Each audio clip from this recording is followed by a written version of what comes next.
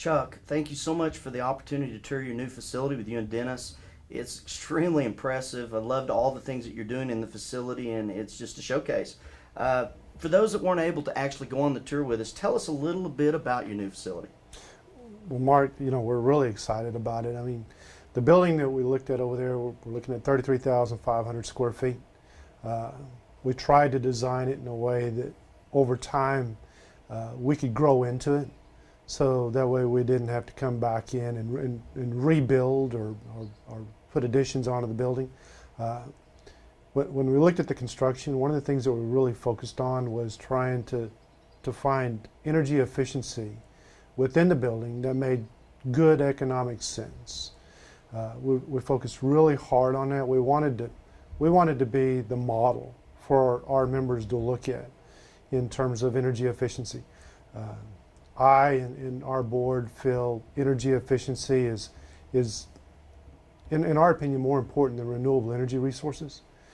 We see the potential to reduce our demand by really focusing on energy efficiency. It's really important to us, and we think that's the wisest place to put our money and our members' money. I mean, we looked at things that made good economic sense. As we took the tour, there was basically like 5 different areas of focus that I think you had in that. First was the LED lighting that you guys had incorporated. Then you were also incorporated a lot of skylighting, trying to harvest some of the daylight. Obviously, a huge implementation of your geothermal technology. You've got distributive generation that you have in the facility that's an opportunity to lay within that. I mean, even just the basic envelope of the facility of being an education tool. Are there any others than these 5 that I missed?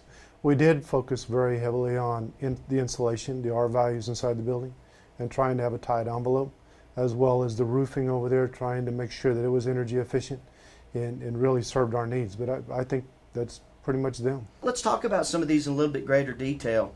It's possible that somebody might not be familiar with the acronym LED lighting, maybe myself, but could you tell us what the acronym stands for and then how you're incorporating that technology in your new facility? Mark, it's light emitting diode is what it is, and all of the lighting within all the offices, with the exception of some of the storage rooms and closets, everything is LED. The entire facility is LED. And when we originally started looking at building the facility over there with Jane's Corporation, we're really pleased with the performance of Jane's. But we put a $40,000 adder in there to look at LED. We did the economic analysis, and the cost payback was there. It was economic. It was the right decision. We used service concepts to purchase the lighting. We're really impressed by it. We're really glad we went that direction. We know it'll pay for itself in the next 4 to 5 years. And Mark, when you look at everything in southeastern New Mexico, I mean, the focus out here is summer times are brutal. I mean, we can hit temperatures 110 degrees. It's a very dry heat. But we wanted to focus on appliances and installing equipment in such a way that we could reduce the heating loads or reduce the heating within the building. LED lighting is a lot cooler than some of the other options. We looked at the geothermal. We wanted to make sure that we really insulated the building well. If we insulate it, then we can keep the cool air in during the summertime. Wintertime's generally not that tough around here, but we really focused on things that made good common sense, good common economic sense for our membership. One of the things that really stood out as we toured the facility was your incorporation of the daylight, the skylighting in there, but the impact of that as you get to thinking up and down those halls, I'm assuming you're using that to kind of lower the energy usage through those facilities? Sure, that would be our intent. I mean, we have a lot of skylights to light the building. We also have, the LED lighting throughout the halls. So in the evening, whenever the sun starts to set, then we can bring on the LED lighting. What's going to be really interesting, and one of the things that I'm interested in, is a comparison between our existing facility to the new facility. With all the changes, all the improvements that we made over there, to really focus on energy efficiency and try to be, a role model for our members. I'm really interested to see what the economics shake out to be. Based on the engineering analysis, I mean, there's going to be a lot of payback over time, but I'm interested to see what it is in real life. We're really excited about the geothermal, but we plan on having a display in our lobby area that'll show, the energy savings, the BTUs taken out of the ground, to show all the energy characteristics of that geothermal installation. Our position and our board's position was to really focus on energy efficiency. You know, one of the things that we're probably more in tune than most is the impacts of wholesale power prices into the future. You know, internally we understand that side of the game. You know, it's our belief that the price of power is going to go up. So we wanted to look at different technologies that made good economic sense in terms of heating and cooling, because out here in southeastern New Mexico, that's probably your largest load, is heating and cooling, you know, with the brutal summer. So we looked at the geothermal. We did a lot of different comparisons looking at cooling towers and different things, and comparing the geothermal to a standard industry standard heating and cooling unit that we would typically see in southeastern New Mexico. We landed on the geothermal. The way it's set up over there, we have 128 water wells, and I think there's 23 heat pump units. And basically what we're doing is we're taking the fluid, we're circulating it through the ground, through the well bore, through the geothermal field out there, to either heat or cool the product and bring it back into the building to run it through the heat pumps.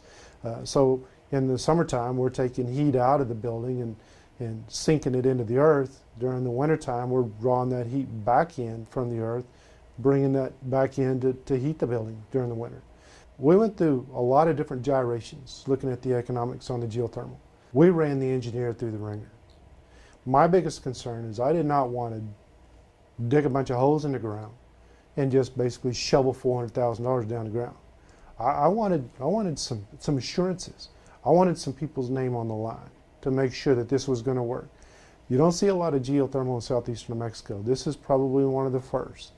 We have a lot of the people within the community really focused and watching what we're doing. They're very, very interested in it. So I have a lot of different assurances to make sure this was going to work. When we looked at the cost-benefit analysis, simple payback on geothermal compared to an industry standard unit, 16 years.